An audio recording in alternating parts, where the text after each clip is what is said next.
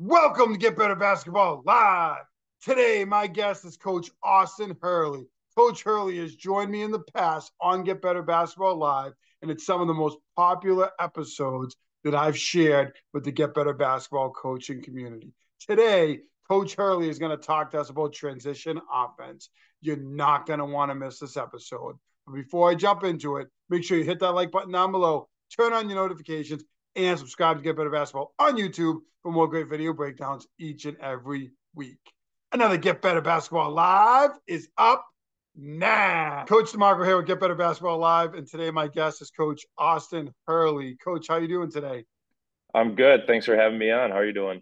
Yeah, excited to have you on again. You've shared out in your zone offense and your press break in the past, and all those episodes on my YouTube channel have done really, really well. And I know you've had a lot of coaches who have reached out to you about those videos. And today we're going to talk about transition offense. And sounds like you use a pretty traditional rim run transition offense, and it works well for your team. Can you just tell us a little bit about the basic concepts that you use with your transition? I know you have some diagrams. We'll jump into those in a couple minutes. Yeah, with our transition offense, it's pretty traditional rim run offense where you can designate a player to take the ball out, or if you are very guard heavy, whoever takes the ball out kind of mentality, just your preference. But the thing that this transition offense that I've learned through is your transition offense needs to match your half court offense, and your press offense needs to match your transition offense. So it needs to be a fluid motion that goes into your offense, regardless if you run a continuity or a motion offense. So my main thing here is just getting those things to match. Can you talk to me a little bit about that aspect of flowing from your transition into your offense? Because I know that's something that was really important to me as a coach. We played against teams. My team liked to press, and I played against teams that like to press. And when you play against that type of defense, it's nice to be able to flow from transition into your offense or into conceptual offense, or really any offense that you want to run. But there's also benefits if you're going against just base man to man or really any defense you're going to see. So can you talk a little bit about how you go from your transition and then flow into your half court offense? Yeah, so transition offense, the main thing we want to work on is everyone has a lane and has a purpose. So even if we get pressed, it's not, oh crap, we're getting pressed. We need to come back and get into an alignment or a certain play or a certain, it's, oh, we got the ball in, everyone's in their lane. It's just not as deep and we have to come back a little bit. And one thing I struggled with as a first time head coach was I was a big continuity. I ran, the Gonzaga, your 5 out ball screen continuity. And the thing that we struggled with was going from transition offense into the offense, and we had a reset, and then the defense got set, and I kicked myself because we had a really athletic team, which I wish I had this stuff now, where we'd have been flying, we've been flowing really well into it. So these are things that I just learned from other coaches and learned from my own experiences as to what can better the fluidity of going from 84-foot baseline to the other side of the court. Before we jump into some of the diagrams, can you just talk about the basic concept of using a rim runner? Because I know it's different. Some teams use a two-sided break, some teams numbered break, some teams they have a rim runner. So it does fluctuate quite a bit. And can you talk to us about the concept of using a rim runner and why that works well for you and your team? So we call it a rim runner, but I tell our traditionally our 5 is our rim runner, our big, and they don't per se always rim run. It's more of a read. So the read that we have with it is if you beat your person, you go to the rim. If the person's in between you and the rim, then you have action. You're sending a drag screen or a away screen. Or the point guard is reading the numbers of, okay, if we got a 3-on-2 or if it's 5-on-4, whatever the case may be, or what is the defense doing? If they're going over screens or if they're going under screens, what actions do we like to do? And we kind of just mix and match with it. But yeah, that rim run concept, when I was an assistant coach, we had a great rim runner and he tired the other big out, and they had to rotate those guys in a lot to get fresh legs. And our guy would just fly down the court and beat those guys. And he was only 6'3", going against 6'6" guys, but he would just fly down and we'd move so fast and get him that rim run concept can really wear down a defense.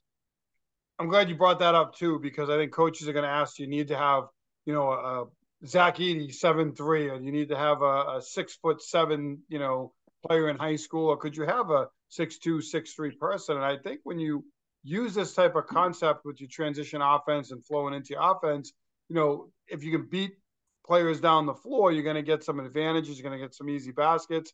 So it sounds like you've had a range of players that might be, maybe you've had some taller players, maybe some players that are, average, and they're still able to use. You're still able to use this concept in transition. Yep. And like this past year, I coached middle school girls, and I had a 6 foot center, but she moves like a guard. So we played her down low. We played her on the perimeter. She rim run. She set drag screens. You name it. She was just a good athlete. But I like to think of it as, as a high school coach, we're not recruiting at, we're not recruiting, but it's you get what you get. And I found it where, okay, we're going to mold these players, and then we can adapt our system based on what we have. If we have a 6'9" kid, 6'10" kid, yeah, we could switch to a 4 at one end, or we could do 5 out stuff, but get them better possibilities of like, hey, it's a back to the backboard. We're setting drag screens with the back, and I'll go through those in a motion offense video as well. But just things that we can do to get some advantages down low. And as we look at the diagrams in just a minute, I'm curious to see, your players up front, sort of what their aiming points are, your rim runner, sort of how this all comes together from your outlet right through the transition. So let's jump in and take a look at the diagrams, and I'm sure we'll have some questions as we do. So yeah, this is the universal transition offense. Name's Austin Hurley. My Twitter is, or X, whatever you want to call it these days, is Coach Hurls. If you want to reach my Twitter, there's a QR code for you right there. Just to start off with our thing, our objective of the transition offense is to have organization as a team. Everyone has a role or purpose in the transition. We're going to play with pace and space to create small advantages into big advantages. And then we would like to score in the first 12 seconds of the shot clock if you have a shot clock. A lot of great coaches talk about it's easier to score in the first 12 seconds of the shot clock than it is in the last 12 seconds of the shot clock. And everyone has their own types of philosophies of playing fast or slowing the ball down. This works with both, whatever you need, whatever your philosophy is and your style. Not one way is the right way. So the next thing we have with that is our positioning and rules of primary break. So this is one of the things that we are going to talk about as transition is this main point right here is your press break matches your transition offense, and your transition offense matches your half court offense. So in this first diagram you see on the left here, I've been always the 4 takes the ball out. I'm trying to slowly adapt where the 1, 2, 3, or 4, even the 5 can take it out. Watching Alabama and UNC the other night, they had anyone and everyone taking the ball out. It didn't matter who scored. Alabama, UNC had this big dunk. Alabama's big took it out. Alabama got it in. They flew down the court, and they crossed out that 2-point dunk like it didn't even matter. It just they flew. So that's kind of the what philosophy I like to roll with is I don't want to let a defense get set. I think of it as we call sets when the defense is set. We run offense when the defense is not set, when we have advantages. So in our roles here, and this is just the primary one I've used, is the 1 is the outlet, the 2, the 3 run the corners, 4 is the inbounds and the trailer. And they run to the opposite rail of the 1. And the 5 is the rim run or read middle. So when you see here, when we do this, we have the alley, and we have the rails, and then we have what a lot of coaches call Main Street here is that's for the 5, and that's their rim run. So when we inbound the ball here, and I'll go over more things with that, is the 1's going to get it, and they're going to make the call. We have secondary actions, we have primary, they're going to make the read. If we have advantage, we're going to find advantages. So one thing I've learned in a book called Saba, Small Advantage, Big Advantage, is we want to create small advantages and hunt for those big advantages. And if we have a small advantage, and a small advantage is like a guy's riding on my hip or a player's riding on my hip, that's a small advantage. And then I'm going to engage 2, and I'm going to find that big advantage in transition. If you're watching the Iowa game, University of Iowa women's does a great job of that. They'll fly down the court, they look in that transition, and they'll look for the rim runners, or they'll try to engage 2, and they'll try to get those small advantages into big advantages. And they shoot transition threes, which I think is part of the game. I think it's important to do that. And then with this type of transition, we go into our 5-out, which, as you can see, everyone's in their lane. We have the 1 in the alley, we have 2 and 3 in their corners, and we have the 4 opposite trail and the 5's middle. And typically, so I'm a 5-out coach, and I dabble with 4-out 1 and 2. But one thing I've learned with transition offense or half court offense is I don't like playing on this half court line, and it's something I still from Coach Cassio is he plays above the 3-point line to create double gaps for attacking offenses. So this is something that I've adapted with our offense that has made a whole lot of sense. And then this is just the 4-out 1 in. It's the exact same thing. This is our press offense in the first diagram. It's the same principles, and then you have your 5 just filling down. But as you can see, the spacing is the exact same. If you're a dribble drive motion, advanced Wahlberg coach, 5 is opposite the ball, pass over, you can post up, you can run any type of dribble drive actions that you need. And it just flows. We're just trying to flow into transition, flow into our half court offense, and it's just seamless. We don't have to stop and be like, okay, where do we go? Where do we set up? Am I in the right spot? It is, we're going to find our spots, we're going to fill our lanes, and then we're going to play basketball. So the teaching point. So these are drills that I do right away first day. So my first thing that I teach when I teach basketball is transition offense. I tell my players, if I could have it my way, I'd play transition basketball the entire game. Now, it makes a whole lot of difference if you got 7 players, 6 players that you're playing against a team that has maybe 10. It's tough to do. You have to be well conditioned to do it. So the first thing that I teach is it's 3 versus 0 man trips. So the teaching points of this is we're going to play fast as possible, under control. We want to finish this drill in 45 seconds or less. Now, in this drill with 3 people, this drill, you could probably finish it in 30 seconds or less. We want clean passes and we want to communicate. So how this drill starts out with is the 5 has the ball, and this is interchangeable. You could have your 5, your 1, 2, 3. I just have our 5 here because we rim run with our 5. So that's where I'm going to put them. So what we do with this is the 5 is going to throw the ball off the board, get their own rebound, and their outlet to the 1. You're going to have the 2, they can be standing out of bounds, but once the ball is thrown off the backboard, the 2 is flying to this corner. The 1's going to get the ball. We want 2 dribbles. We don't want any more unless we have a full head of steam that we're beating a defensive player to the rim. We want to get that ball pitched up fast. And then what happens is on the first trip, and this is what we call it trips because there's 3 of them, is the first trip, we're going to get the 1, 2 dribbles, kick it up to the 2. They're going to kick it to the 5. They're going to score because that's our first look in transition. That's the first thing we want to do is if we can steal 2 points, we're going to steal 2 points. After the 5 scores, so this is a continuous drill. It doesn't stop there. The 5 gets its own rebound out of the net, inbounds to the 2 right away. There should be the 1 going, but in this case, we have the 2. The 1's going to fly, and this is why it's interchangeable because we're going to just find the closest guard is then the 1's flying down and then inbound to the 2. Or if you want to inbound to the 1 and have your 2 fly down, you could do that too. But the 1 flies, we dribble, 2 dribbles trying to get to that 1, pitch ahead, we have a transition 3. Make it, the 5 gets it, miss, 5 gets the rebound, make or miss, we are going in transition. So even if it goes in the rim, we're not going to stop and, okay, go make your layup. It is, okay, we got to learn how to play transition off a miss. 5 gets the rebound, we get it to the 1. We are going to dribble, we're going to kick it up. The 1 comes back into the play, and 2 is going to kick it back into the 1's hand. The 1 can shoot it transition 3, or they can attack the rim.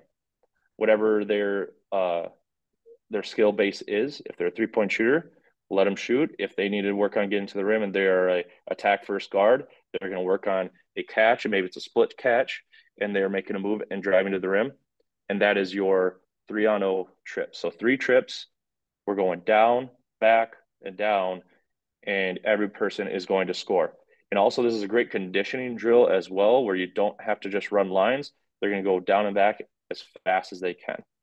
Coach, I love this concept. And, I was going to ask earlier about timing drills with transition offense. And like trying to score if you're going 5 versus 5 or 4 versus 4, and it's, you got 10 seconds, get the ball on the floor and score. but it also applies in these, kind of beginner drills where you're going to kind of start out. I love this, by the way, because you're hitting uh, two dribbles up the floor, hit the rim runner, hit the corner three, drive to the basket. So there's different actions you're using, builds in conditioning. This is great early in the season, but also we would do stuff like this even later in the season as a refresher and just to get the players up and running. And I think it's a great drill to use in practice. But I love the timing aspect of it. I think that's an important coaching piece for coaches out there because, if you don't put that 45-second time limit or 30 seconds, whatever you decide with the three players, they might not go at full throttle. But when you add that time constraint in there, they have to go, or they know, if we don't make this time limit, then this is going to happen. So how important is that to you in this drill and other drills, that time constraint? Well, the thing is when you put a time constraint on, you're holding the players accountable for their actions. That's part of, practice planning and doing that. And plus there's a fluidity with this. You get your groups. You want to be fluid in your practice planning where it's okay, you're getting these group of three. So you have a guard, and your forwards. And what I usually do is I just make three lines. I put a line right where the ones are, the twos are, and then I put a line underneath the baseline. Next three are up after those 45 seconds are up or 30 seconds are up or when they finish. And you can make a punishment like, okay, you didn't make it, you got 10 push-ups, or you have calisthenics or whatever you want to make them run, or maybe they missed a layup or missed a shot, whatever the case may be.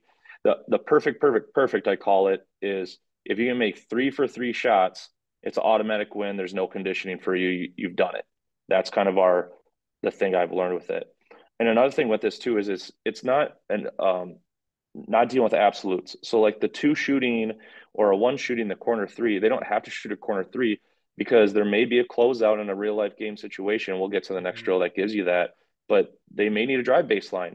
And then you can work on, okay, I'm going to drive baseline and I'm going to dump down to the 5 or throw a lob to the 5, or I'm going to finish on the reverse side. Then you're working on different skill work while you're still conditioning and while you're doing it. And this is one drill that I do where I touch on it. And to be honest, we do it like the first 3 practices and we never come back to it again because I've learned on air drills have a purpose. They have a place for teaching spacing and things like that. But we try to make it the game as realistic as possible. We want practice to be the game. I've done a lot of on air drills.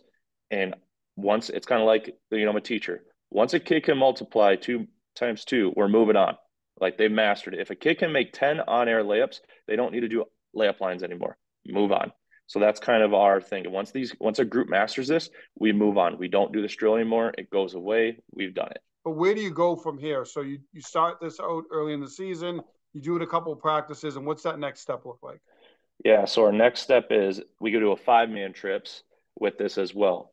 So, and there's other drills that I have coming up with this. So it's the same concept of the 3-on-0 because a lot of coaches are going to be like, well, what does the other side of the court do?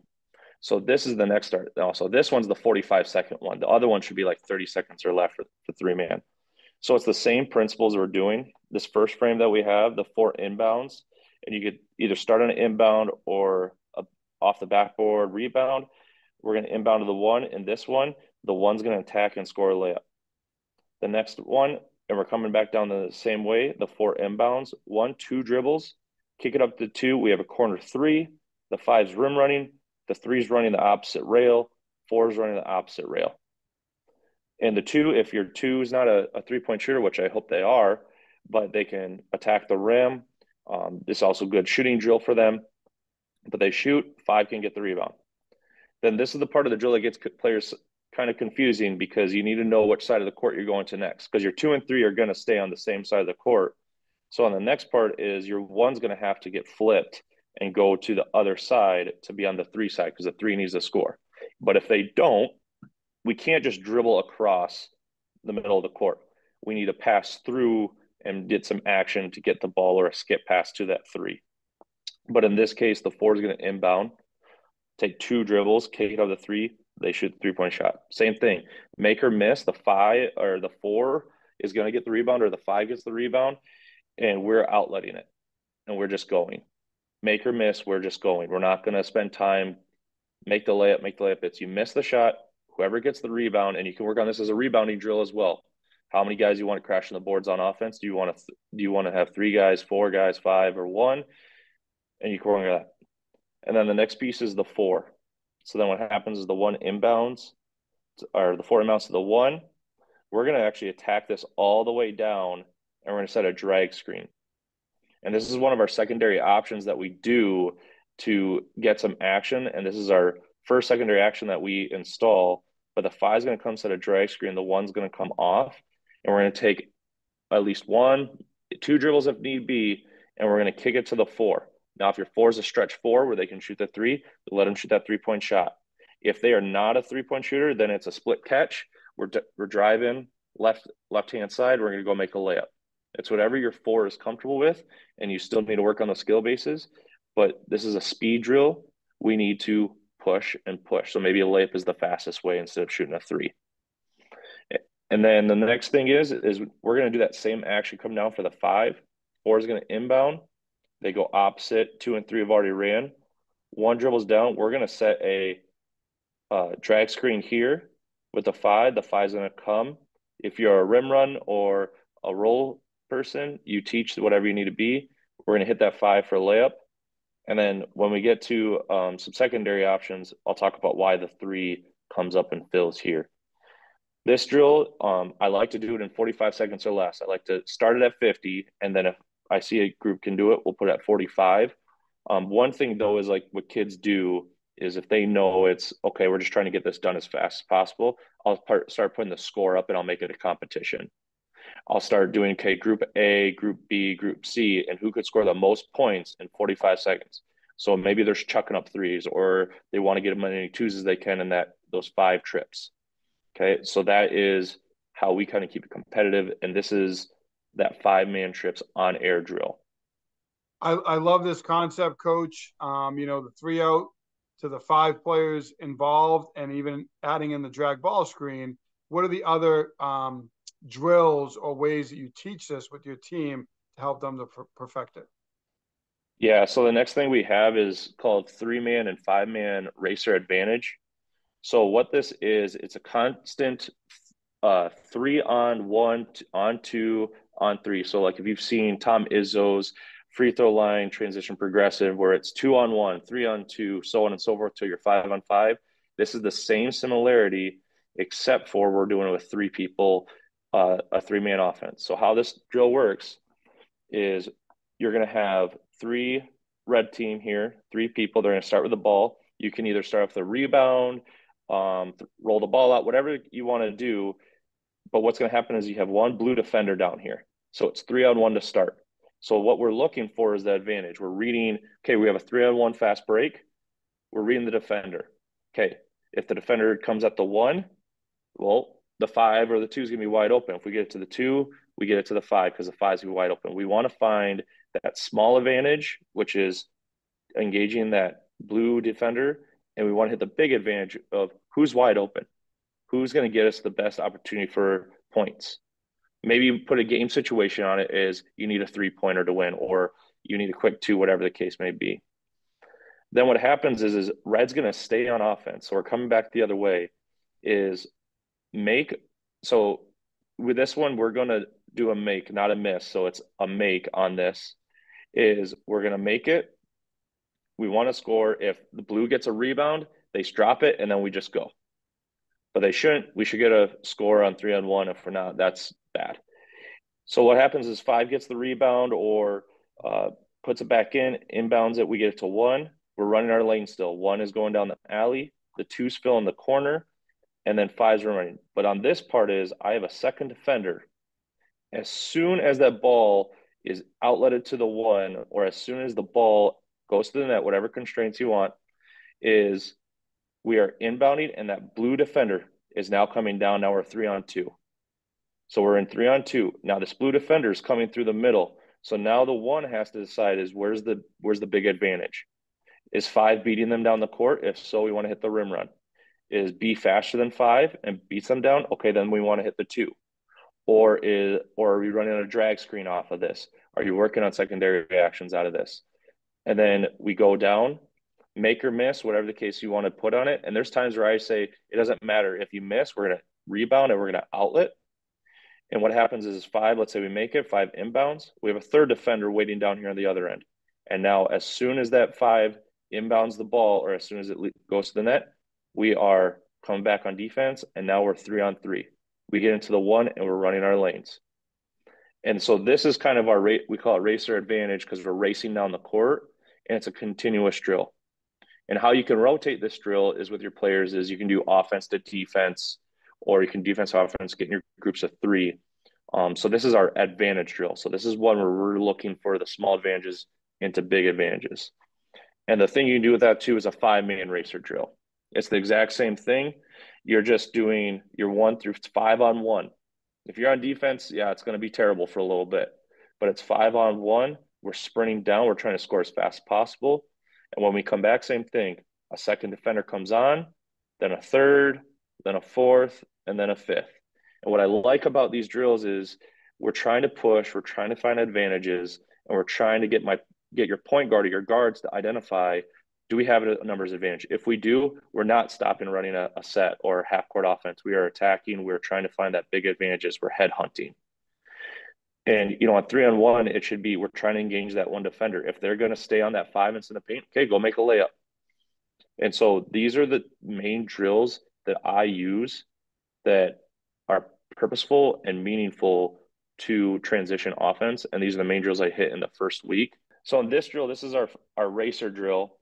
And I love this drill. This is a drill. If you're worried about getting players playing time in practice, getting them reps, this is a great drill to do because it's ongoing, nonstop. It's kind of like 11-man a little bit, but this is with 5 players. So how it works is you start with red on blue. You can do a jump ball if you want to start it off.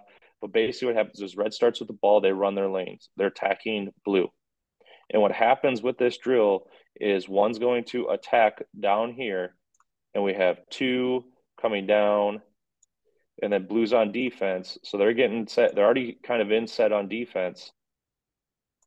And then 4's defending, and we run our lanes, and we get in our shape here. And let's say we get a look. We get an attack at the rim, okay? And one comes down, he shoots, and let's say he misses. And we get 4, defensive 4 gets the ball. So what happens on this is red turns to defense, and they're going to come back.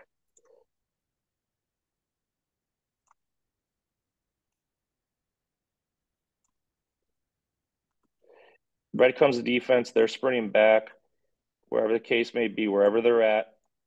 And then what happens is these 5 that are on the baseline down here, they come into play. So on the shot, when 4 secures his rebound, 2 is flying, 3 is flying, 4 is going because it's a rebound. 1's getting the outlet, so they're finding that, and we want to find the ball. If they come to this side, that's fine. Wherever the side they need to be. And then what happens is these guys, and then we have 5 rim running, and then the players come off. 1 gets the ball. They're attacking this way. Let's say they go in, they make the basket, right? So then 4 would become 4 trailed, he's off, and now they get back into their lines. Same concept. Say they scored. Let's say the 5's getting the ball right away, or the 4, they get the ball, and all it is blue comes back on defense.